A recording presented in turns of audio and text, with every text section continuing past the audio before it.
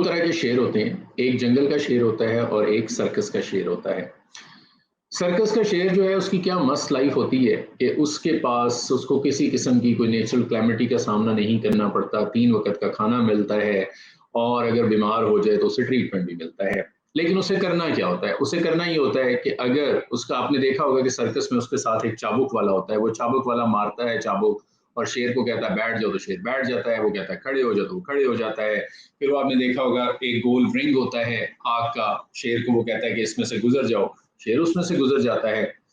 और अगर आपने चिड़ियाघर में शेर को देखा हो तो शेर जो है वो पिंजरे में बंद होता है, इवन बच्चे जो हैं वो शेर को छेड़ रहे होते हैं और शेर जो है वो कुछ कर नहीं पाता। लेकिन इसके मुकाबले में जो जंगल का शेर है वो नेचुरल क्लैमिटीज को फेस करता है, उसे पता नहीं होता कि दोपहर का खाना मिला है तो रात का खाना मिलेगा कि नहीं मिलेगा, बीमार हो गया तो खुद को खुद ही क्योर करना पड़ेगा, वो ये सारी चीजें बर्दाश्त करता है। लेकिन अगर मैं आपसे ये पूछूं कि आप जंगल का शेर बनना चाहते हैं या सर्कस का शेर बनना चाहते हैं, तो आंसर वुड बी कि हम जंगल के शेर बनना चाहते हैं।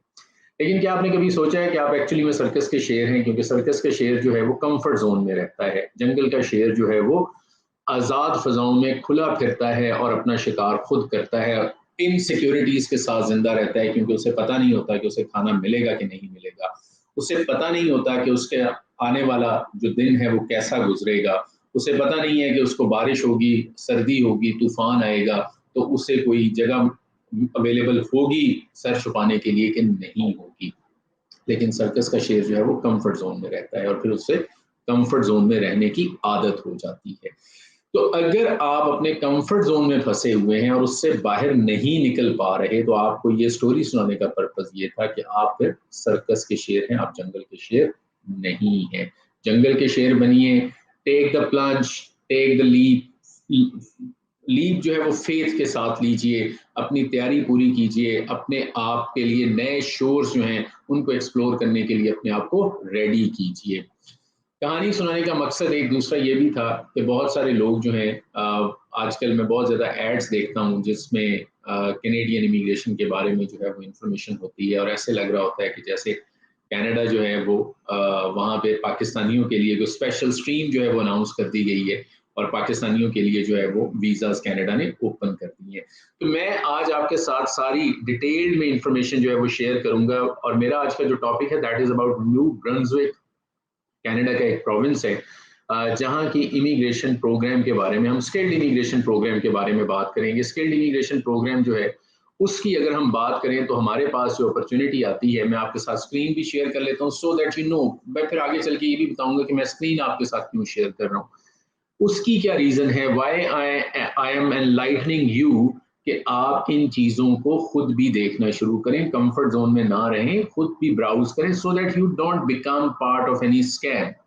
आपको अंडरस्टैंड करना है कि रिक्वायरमेंट्स क्या हैं, क्या ये रिक्वायरमेंट्स हैं वो आप पूरी करते हैं या आप जिस भी कंसल्टेंट में एंगेज कर रहे हैं क्या वो कहीं ओवर क्लेम तो नहीं कर रहा। ठीक है, इन चीज़ों को अगर आप अपने साथ अंडरस्टैंड करके चलेंगे तो आप डेफिनेटली डेफिनेटली डेफिनेटली किसी स्कैम का पार्ट नहीं बनेंगे। तो मैं आपके साथ स्क्रीन शेयर करता हूं जिसमें हम देखते हैं कि क्या पॉसिबिलिटीज हैं हमारे लिए और किस तरह से जो है वो न्यू ब्रंसविक की इमिग्रेशन जो है वो हो सकती है। तो मैंने ये जो स्क्रीन है ये मैंने आपके साथ शेयर कर ली है। इसमें अगर हम देखें कि मैं ये फुल स्क्रीन, यस ये फुल स्क्रीन मैंने कर दी है। अगर हम इसमें देखें कि न्यू ब्रंसविक का जो प्रोग्राम है उसकी रिक्वायरमेंट्स क्या है, न्यू ब्रंसविक का जो प्रोग्राम है ये मैंने न्यू ब्रंसविक गवर्नमेंट की वेबसाइट ओपन की हुई है। न्यू ब्रंसविक में अगर हम देखें कि कौन कौन से प्रोग्राम्स हैं जिनके थ्रू इमिग्रेशन हो सकती है, ये मैं स्किल्ड माइग्रेशन की बात कर रहा हूँ, मैं बिजनेस इमिग्रेशन की बात नहीं कर रहा। तो हम सबसे पहले ये देखें राइट साइड पे अटलांटिक इमिग्रेशन पायलट प्रोग्राम के बारे में इंफॉर्मेशन है, then New Brunswick express entry stream के बारे में इंफॉर्मेशन है, then New Brunswick skilled worker जो स्ट्रीम है उसके बारे में इंफॉर्मेशन है, एंड देन बिजनेस जो इमिग्रेशन है उसके बारे में इंफॉर्मेशन है। अगर हम इसको स्टडी करना शुरू करें तो new Brunswick skilled worker stream, अगर हम इसको देखें जो कि आज जिन दो टॉपिक्स के ऊपर हम बात करना चाह रहे हैं वो भी यही है, अगर हम इसको देखें तो आप देखेंगे the new Brunswick skilled worker stream is designed for foreign nationals. who possess the skills, education and work experience needed to contribute to New Brunswick economy. Candidate must meet the program minimum eligibility requirement, have a genuine offer of employment from a New Brunswick employer and have the full intent to live and work in the province on a permanent basis. तो आपको क्या चीज चाहिए skilled worker stream के अंदर? आपको job offer चाहिए। कहाँ से चाहिए? न्यू ब्रंसविक से चाहिए। न्यू ब्रंसविक का एम्प्लॉयर जो है वो आपको जॉब ऑफर देगा, तो आप new Brunswick skilled worker stream के लिए एलिजिबल हैं। मैं आगे चल के आपको ये भी बता देता हूँ कि इसमें जो पॉइंट सिस्टम है वो कैसे काम करता है, कितने पॉइंट्स हैं। अब अगर आपने पहले मेरी वीडियोस देखी हुई हैं, नहीं देखी तो आप जरूर देख लीजिएगा, जिसमें हम पॉइंट्स की जब बात करते हैं तो पॉइंट्स आपको जो फैक्टर्स जो हैं जिनके पॉइंट्स आप क्लेम कर सकते हैं वो आपकी एज है, आपकी क्वालिफिकेशन है, आपका work experience, years of work experience है, और आपका मेजर फैक्टर जो है वो आपका आईएलटीएस का बैंड है। तो अगर हम उसकी तरफ जाएं, उसको देखें, तो ये मैंने आपके सामने जो ओपन कर दिया, I am not hiding anything from you. तो यहाँ से आप जो है वो अंडरस्टैंड कर सकते हैं कि क्या पॉसिबिलिटीज हो सकती हैं आपके लिए। तो अगर मैं जो दूसरी स्क्रीन है वो आपके साथ शेयर करूं, and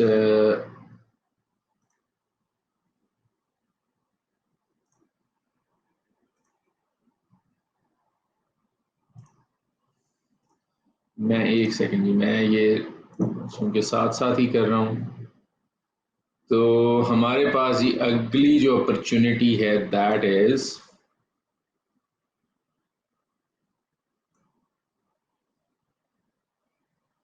I am sorry it is taking me time, लेकिन मैं चाह रहा हूं कि मैं आपके साथ एग्जैक्टली जो है वो इंफॉर्मेशन शेयर करूं रादर देन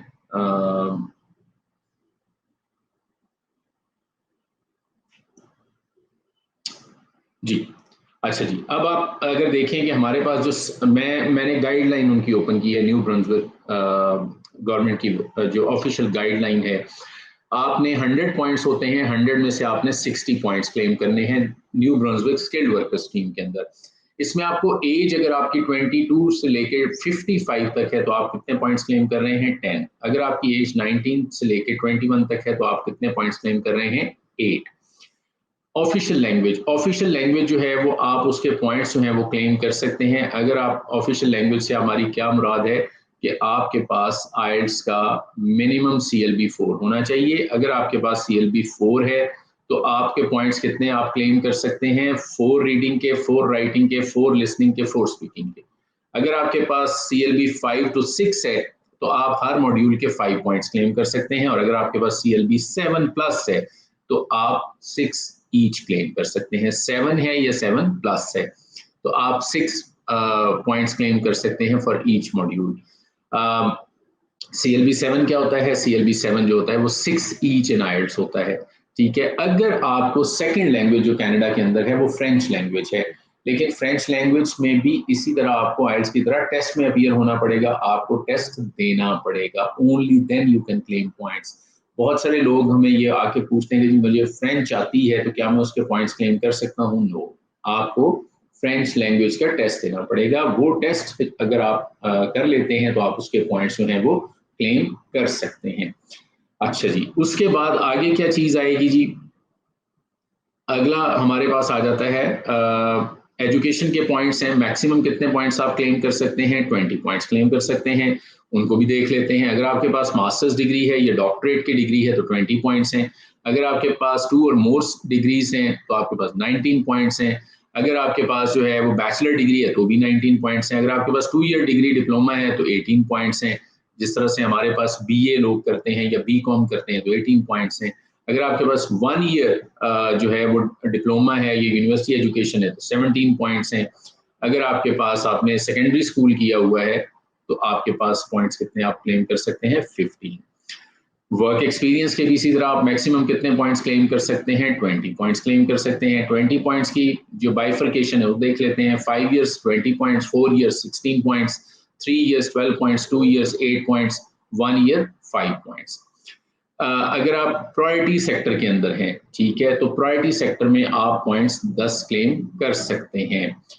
प्रायोरिटी सेक्टर जो हैं उसमें हम उनके पास कौन कौन से सेक्टर्स हैं, बिजनेस सर्विस सेंटर्स हैं, एजुकेशन है, हेल्थ केयर है, मैन्युफैक्चरिंग है और ट्रांसपोर्टेशन है।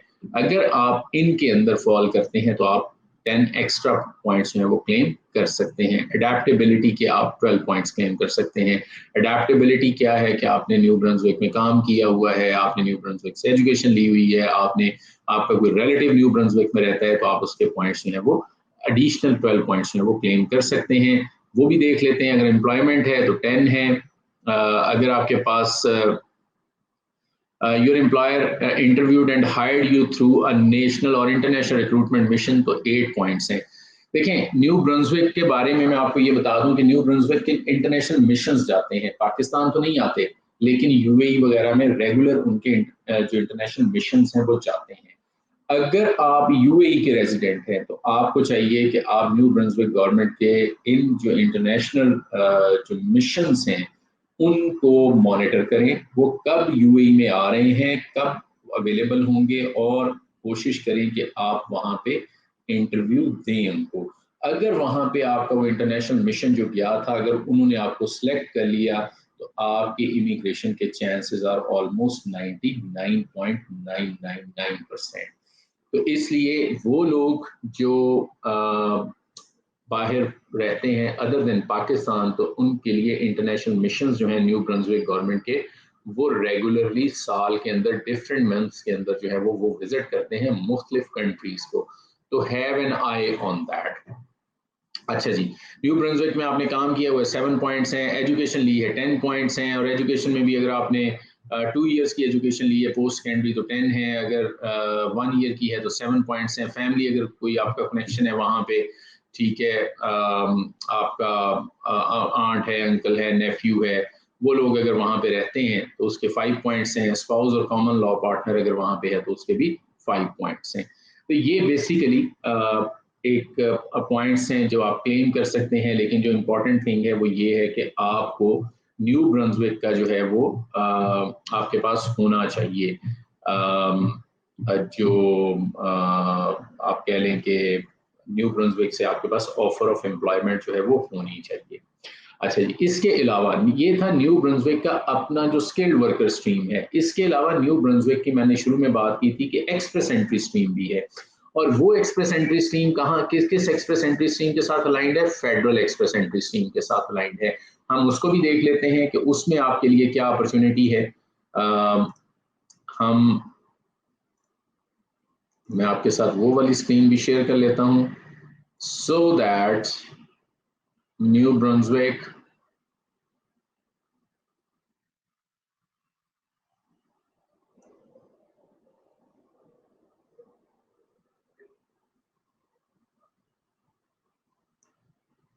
New Brunswick express entry stream.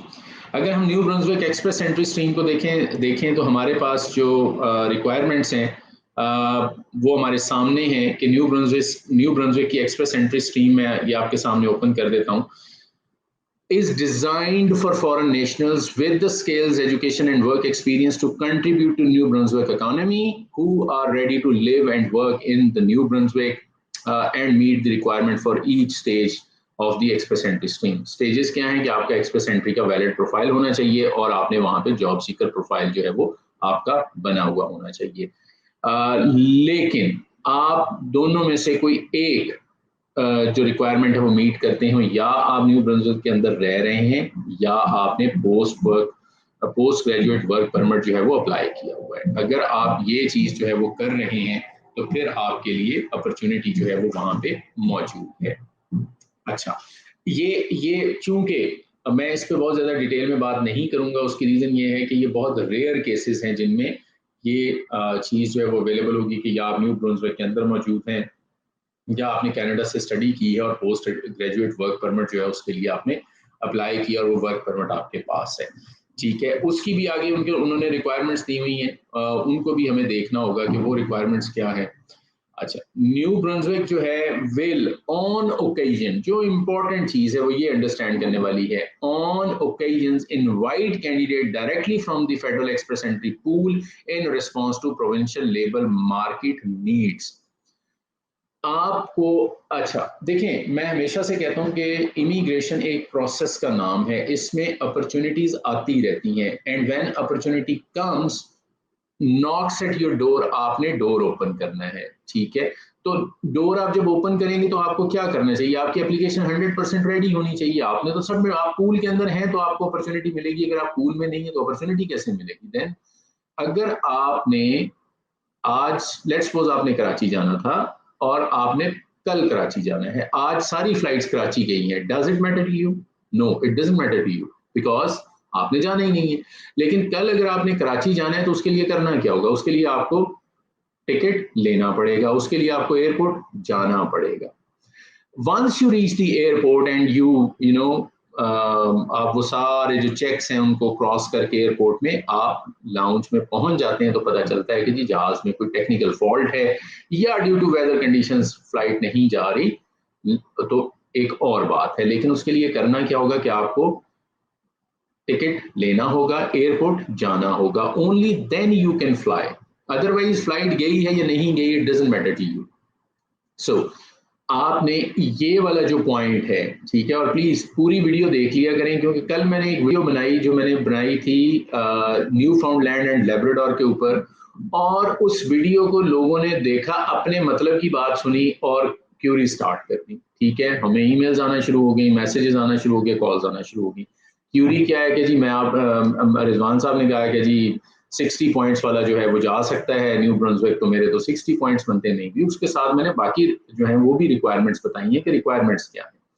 तो यहाँ पे एक अपॉर्चुनिटी आपको मिलती है कि अगर आपकी प्रोफाइल में न्यू ब्रंसविक की गवर्नमेंट जो है वो इंटरेस्टेड है, आपके देखें लेबर मार्केट के अंदर कोई किसी खास ऑक्यूपेशन के अंदर शॉर्टेज हो गई है और गवर्नमेंट जो है वो directly federal express entry system के अंदर से जाके लोगों को पिक कर लेती है, ठीक है, तो आपको लेटर ऑफ इंटरेस्ट जो है वो मिल जाएगा, और उस लेटर ऑफ इंटरेस्ट के अगेंस्ट जो है वो आप अप्लाई करेंगे और आपकी प्रोविंशियल नॉमिनेशन हो जाएगी, और प्रोविंशियल नॉमिनेशन के बाद जो है वो आपका जो वीज़ा है वो प्रोसेस हो जाएगा।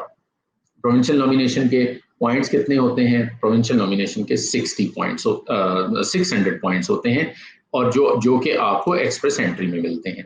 तो ये बेसिकली एक न्यू ब्रंसविक के बारे में एक डिटेल, मेरा मकसद था कि आपके साथ गाइडलाइन जो है वो शेयर की जाए ताकि आपको ये पता हो।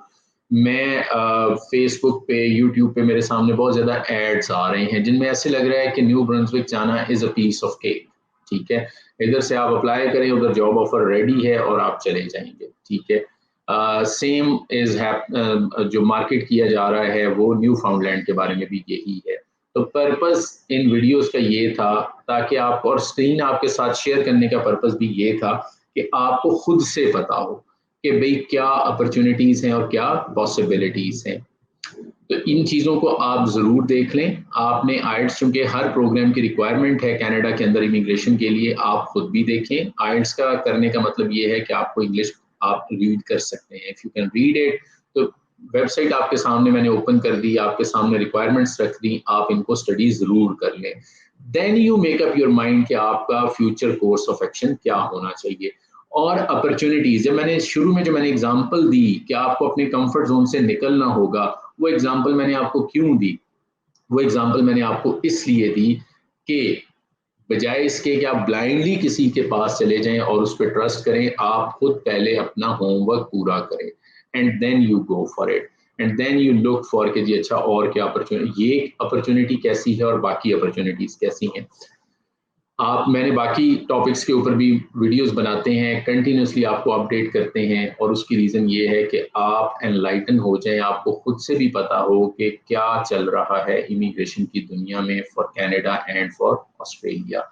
इसके अलावा स्टूडेंट वीज़ा में तो हम ज़ाहिर है सारे जो कंट्रीज हैं ऑलमोस्ट वो कवर करते हैं। अगर आप इनमें से किसी चीज़ में इंटरेस्टेड हैं, आप हमारी सर्विसेज को इंगेज करना चाहते हैं, तो what you need to do is, phone number तो मेरे सब आपके सामने स्क्रीन पे चल ही रहे हैं, ईमेल भी चल रहा है, तो आप हमें कॉल कर सकते हैं, आप हमें ईमेल कर सकते हैं। अगर आप कॉल करना चाहें तो 0308585777 या 0306585777। ईमेल करना चाहते हैं तो wecare@immigrationexperts.pk, ऑफिस विजिट करना चाहते हैं तो इस्लामाबाद और लाहौर में ऑफिस भी विजिट कर सकते हैं। फ़ोन जो है वो हर फ़ोन जो है वो अटेंड करना पॉसिबल नहीं होता है टाइम्स, तो मेरी रिक्वेस्ट ये है कि अगर आपका फ़ोन जो है वो अटेंड ना हो तो दोबारा कॉल कर लें, क्योंकि एट अ टाइम बहुत ज़्यादा कॉल्स आ रही होती हैं और हर कॉल को अटेंड करना पॉसिबल नहीं होता। Thank you very much for watching. Video अच्छी लगी हो तो हमेशा की तरह मेरी रिक्वेस्ट है कि वीडियो को शेयर कर लीजिएगा।